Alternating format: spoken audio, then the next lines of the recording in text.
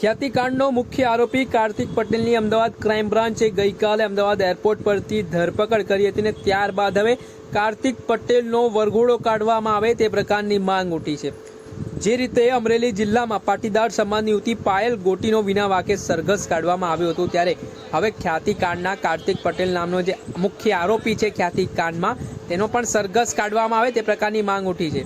સાથે જ આ બાબતે ભાજપ સામે આ મામલે આમ આદમી પાર્ટીના નેતા પ્રવીણ રામે માંગ કરી છે। તેમણે કહ્યું છે કે પાયલ ગોટી નિર્દોષ છે હોવા છતાં ભાજપ અને પોલીસે એમનું જાહેરમાં સરઘસ કાઢ્યું છે, તો પછી જેમના કારણે અનેક લોકોના મૃત્યુ થયા છે એવા કાર્તિક પટેલનું પણ સરઘસ કાઢવા માટે તેમણે માંગ કરતા રાજકારણ ગરમાયું છે।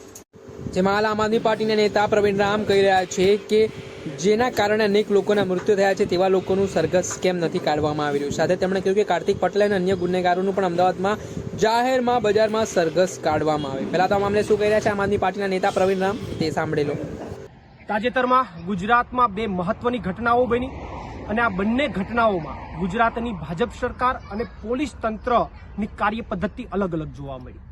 પહેલી ઘટના અમરેલીની અંદર પાયલ ગોટીની જે બની, એમની અંદર પાયલ ગોટી નિર્દોષ હતી અને છતાં નિર્દોષ છે કે દોષી એ તો કોર્ટે સાબિત કરવાનું છે, છતાં એ પહેલા ત્યાંના પોલીસ તંત્રએ, ભાજપના અમુક લોકોએ એમનું જાહેરમાં સરઘસ કાઢ્યું, એમને જાહેરમાં અપમાનિત કરવાનું કામ કર્યું।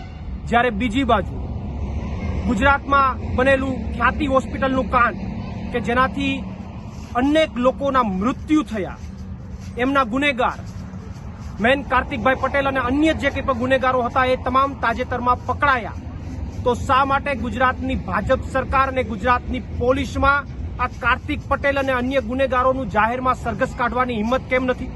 શા માટે એમનું જાહેરમાં સરઘસ કાઢવામાં નથી આવતું? પાયલ ગોટી નિર્દોષ હોવા છતાં એમનું સરઘસ નીકળે અને કાર્તિક પટેલ દ્વારા એવું કૃત્ય કરવામાં આવે કે જેના કારણે અનેક લોકોના જીવ ગયા, છતાં એનું જાહેરમાં સરઘસ નહીં, જાહેરમાં વરઘોડો નહીં। તો ગુજરાતમાં આ બનેલી બે ઘટનાઓમાં ભાજપ સરકારની અને પોલીસની કાર્યવાહી અલગ અલગ શું કામ?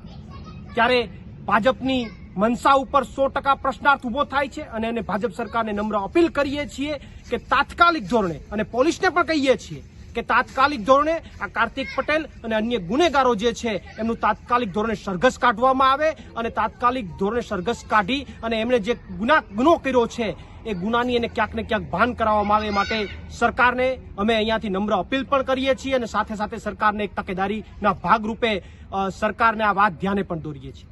પ્રવીણ રામ, પ્રદેશ ફ્રન્ટલ અધ્યક્ષ, આમ આદમી પાર્ટી।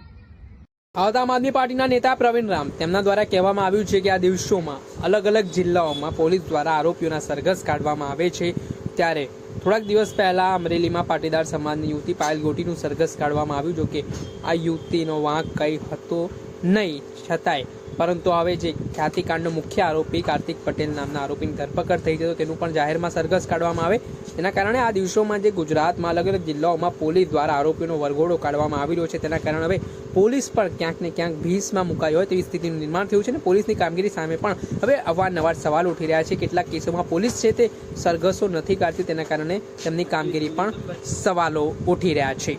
દર્શક મિત્રો, એન કવરેજ ન્યૂઝને લાઇક કરી લો, સબસ્ક્રાઇબ કરી લો અને શેર કરવાનું ભૂલતા નહીં।